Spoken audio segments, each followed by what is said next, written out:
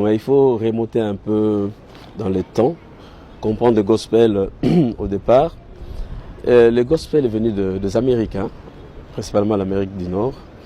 Et c'est un style de musique créé par les Afro-Américains, qui est issu du Negro Spiritual. C'est cette musique que les esclaves ont pu créer pendant cette période d'esclavage. Vous savez, les Noirs ont été déportés, ils sont partis de l'Afrique, principalement la côte ouest, ils sont allés en Amérique et dans les navires des négriers, ils chantaient. Ils chantaient. Et arrivés là, ils étaient soumis à l'oppression.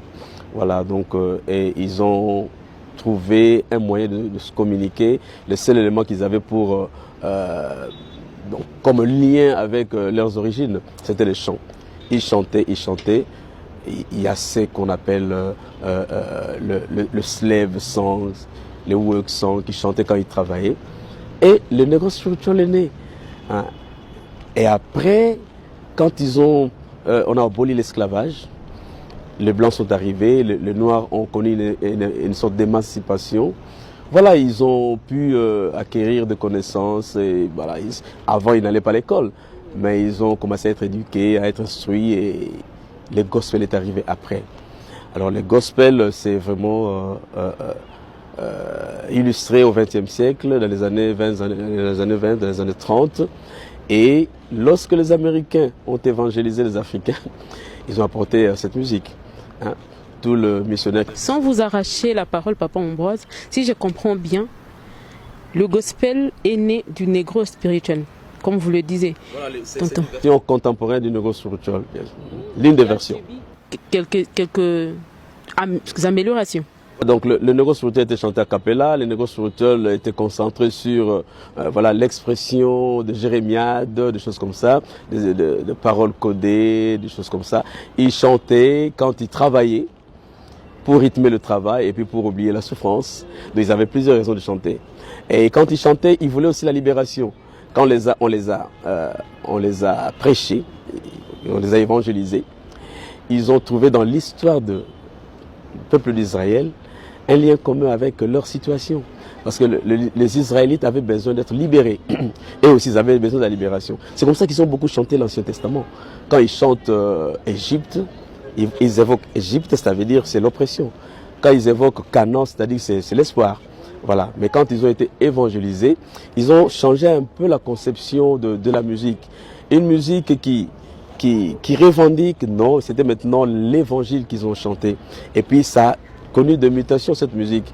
Au départ, ils chantaient a cappella, maintenant les instruments ont intégré voilà, donc leur musique et ils sont allés très loin. Donc le gospel semble être beaucoup plus élitique que le Negro Spiritual qui est très simple, qui est de caractère populaire. Et le gospel maintenant a connu plusieurs variantes. Quand il est arrivé en Afrique maintenant, il y a eu des influences locales, je m'excuse. Et voilà, aujourd'hui, on commence à parler petit à petit du gospel africain, gospel congolais. Maintenant, entre guillemets, il faudrait qu'on se focalise sur ce sujet et dire si on a vraiment aujourd'hui le gospel congolais et comment il le fait, de quoi est-il fait, quelles sont ses caractéristiques. Voilà, donc le gospel est venu des Amériques et ce sont les Américains qui ont créé. Et aujourd'hui, les Africains interprètent le gospel américains et ils essaient aussi de les interpréter à leur façon. Voilà. Comment peut-on différencier ce gospel africain et américain? Est-ce qu'il y a un point de ressemblance ou c'est carrément différent? C'est deux choses différentes ou carrément c'est la même musique qui est carrément chantée ici, mais en autre langue? Voilà, donc d'abord il faut dire est-ce qu'il y a le gospel africain s'est affirmé. Donc c'est une bonne question, il faudrait vraiment y répondre. Ce qui est vrai est que les Africains, en contact avec le gospel, se sont rendus compte qu'il y avait un dénominateur commun entre leur musique, hein, donc les musiques de leur tradition. Et ainsi, ils ont commencé d'abord à interpréter le gospel américain et le Negro Spiritual. Ensuite, ils ont commencé à composer comme les Américains, dans leur langue. Vous voyez, donc quand on compose dans notre langue, voilà, donc on sent que voilà, ce style s'est exporté. Et les Africains se sont illustrés. Et au fur et à mesure, il y a eu des mutations, il y a eu des éléments nouveaux qu'on a pu introduire. On peut voilà, donc, voir comment ce gospel a pu interagir avec certaines musiques traditionnelles, hein, en Afrique, au Congo et puis ailleurs. Voilà, le gospel africain diffère du gospel américain, peut-être parce que les compositeurs, les géniteurs sont les Africains, bien que certains essaient de reproduire le style, mais d'autres essaient d'innover. Voilà, ils essaient d'innover. Et bon, ça, on peut dire que bon, le gospel africain est en train de prendre forme et il va, voilà, il va se déterminer, s'affirmer, voilà, dans le temps. Ok, merci. Sinon, comme nous parlons de notre pays, la RDC, comment évolue le gospel depuis son arrivée jusqu'à aujourd'hui? Alors, il y a un point important qu'il faudrait signaler quand on parle de gospel congolais. J'aimerais attirer l'attention de tout le monde par rapport à ça. J'ai eu une conversation avec un Français qui m'a dit qu'il est allé assister à un concert de gospel. C'était des musiciens venant de la RD Congo. Ils ont fait des affiches concert de gospel. Ils arrivent, ils payent leur billet et puis bon, à la fin ils disent mais ça c'est pas du gospel ça. Bon, c'est-à-dire ils ont fait autre chose. Ils ont fait ce qui se fait ici. Vous connaissez ce que nos musiciens font. Alors ils disent que c'est le gospel. Alors que ce n'est peut-être pas les gospels. Même si on peut retrouver certains liens, vous savez, quand on est en face de plusieurs musiques, on peut toujours trouver certains liens.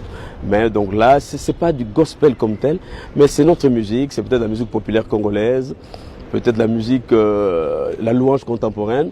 Parce qu'au Congo, c'est beaucoup plus cette variante-là qui a pu se développer, la louange contemporaine. Certains l'appelaient adoration chrétienne, mais je pense que le terme louange contemporaine a beaucoup plus de signification et ce terme est très significatif. Et c'est beaucoup ce style-là qui s'est développé au Congo, moi je pense, et c'est ce qu'on appelle le gospel. C'est peut-être une variante gospel, ça pourrait constituer, voilà, un style qui ressemblerait un peu dans certains éléments, donc avec le gospel qu'on connaît. Mais c'est vraiment autre chose, quoi. Ce n'est pas le gospel, parce que le gospel c'est un style de musique qui a ses caractéristiques. Hein. Voilà, donc il faudrait vraiment rester dans le principe du gospel. Alors que ce qu'on fait au Congo, pour moi c'est de la louange contemporaine, la musique populaire. Il y a même ceux qui font la rumba, hein, la rumba chrétienne, mais qui disent qu'il faut du gospel.